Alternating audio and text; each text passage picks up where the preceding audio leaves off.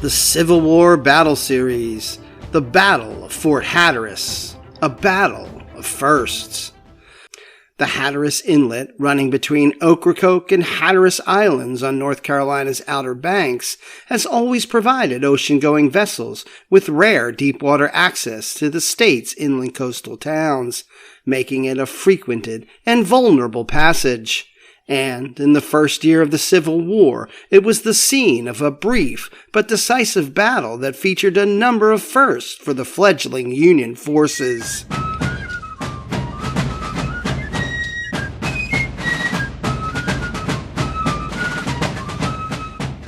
The natural shelter provided by the barrier islands and the hellish winds and tides that guarded the entrance make it easy to see why the Hatteras Inlet was significant long before the Civil War. Local pirate activity dates from the 16th century, and the legendary buccaneer Edward Teach, better known as Blackbeard, lost his vessel and his life in November 1718 to a British naval lieutenant who reputedly decorated his bow with the freebooter's head. During the American Revolution, the inlet was a good hunting ground and snug harbor for British privateers. When the Civil War broke out, President Lincoln announced the blockade of all southern ports and swiftly assembled a motley collection of vessels to barricade the rebel coast. But Confederates regularly evaded Union vessels, bringing in much-needed food and supplies. From their base of operations on the Outer Banks, rebel raiders and privateers preyed on Union shipping and made life generally unpleasant for Yankee maritime commerce. By late August 1861, raiders from Hatteras Inlet had captured some 16 merchant vessels. The federal government took steps to deny rebel access to the Atlantic from the inlet and gain control of Pamlico and Albemarle Sounds, thereby locking up a major stretch of the North Carolina coast. To accomplish this, the North would mount the first combined land and sea operation of the war. The rebels, aware of both the value and the vulnerability of the inlet, had begun construction on Fort Clark and Fort Hatteras at Hatteras Island's southern end and garrisoned the forts with some 700 troops of the 7th North Carolina. In a short-sighted gesture of Southern hospitality, the locals allowed captured Union officers and their crews to wander Hatteras Island at will. A number of them took note of the size, location, and construction of the rebel defenses. Upon release, they shared this intelligence with federal authorities. When the Union forces came to mount their attack, it would be with a thorough knowledge of the resistance they would face.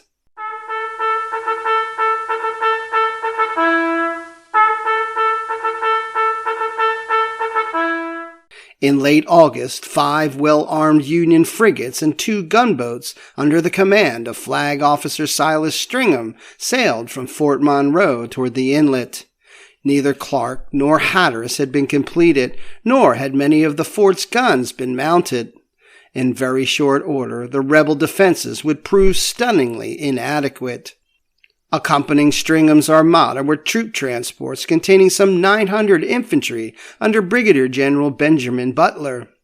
A political appointee, the portly, bombastic Butler would soon prove a constant embarrassment to the Lincoln administration, a military incompetent, a bully of staggering proportions, and a target of hatred and ridicule in the South.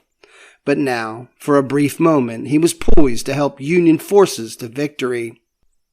On August 28th, Butler led his men ashore and positioned them to the rear of the rebel batteries on Hatteras.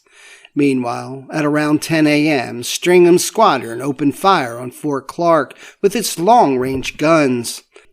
African Americans comprised 1 gun crew on board the flagship Minnesota. By firing on Fort Clark, they became the first black sailors of the war to be deployed against the Confederacy. The rebel garrison was taken completely by surprise, and when it recovered sufficiently to mount a defense, the ships were far enough offshore that the shot from the fort's guns failed to come close. The rebels finally abandoned Fort Clark and ran for the comparative safety of the larger Fort Hatteras. Butler's men dashed in and assumed command of the empty earthworks.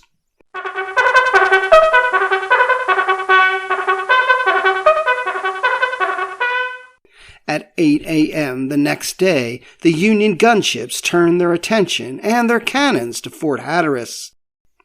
In a repeat of the previous day, the rebel shot fell short. Again, none of Stringham's vessels were damaged, nor any sailors hurt. The rebels raised a white flag after 3.5 hours. Their commanding officer then met Butler's men on the beach and surrendered the garrison. The Hatteras Inlet was in Union hands, and all of it without the loss of a single Yankee life. The rebels would make a feeble attempt to retake the inlet in October, but the effort would come to nothing. Union soldiers were now ensconced in the South, and the blow to Southern morale was heavy. Although the Stringham-Butler expedition stopped short of seizing Pamlico and Albemarle Sounds, its victory paved the way for future successful combined amphibious campaigns along the southern coastline. Less than 3 months later, Brigadier General Thomas W. Sherman and Naval Captain Samuel F. DuPont shelled South Carolina's coastal forts Walker and Beauregard and seized Port Royal, converting it to a Union base for support of the blockade.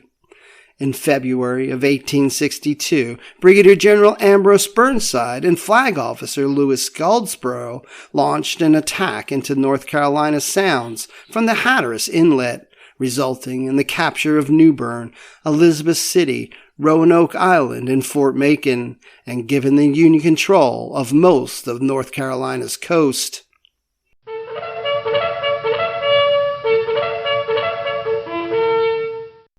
The battle for the Hatteras Inlet represented the first amphibious campaign and the first combined operation of the war, the first successful Union blockade, the first deployment of black sailors against the rebels, the first of several engagements that wrested control of the Carolina coast from the Confederacy, and the first battle in which U.S. Navy fired upon Southern-controlled objectives.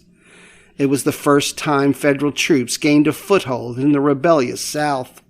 Most important, it was the first real triumph for the North. After months of frustration and heartache, the North could point with pride to a battle won. So vital was this early triumph that word was brought to a sleeping Lincoln in the middle of the night. The president, on hearing the news, reportedly danced a jig in his nightshirt. It's your history. Learn it. Know it. Love it. Like and follow so you don't miss any of the exciting episodes from Mad Hatter's Civil War history.